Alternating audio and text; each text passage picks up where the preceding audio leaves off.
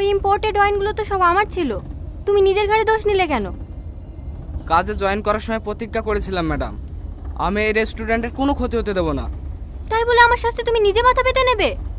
আপনাকে সব রকম বিপদ থেকে বাঁচানো আমার কর্তব্য ম্যাডাম। তুমি পাগল নাকি? এতে পাগলামোর কি আছে? ওরা আমার জায়গায় আপনাকে অ্যারেস্ট করলে আমার বেশি খারাপ লাগতো। তাই বলে তুমি আমার জন্য এভাবে মুখ বুজে মার খাবে? এই দাগগুলো আমার উপরেই মানায়, আপনার না। তুমি সত্যিই অনেক ভালো মানুষ, তোমাকে সেদিন ওভাবে অপমান করা আমার উচিত হয়নি। সরি রোহন।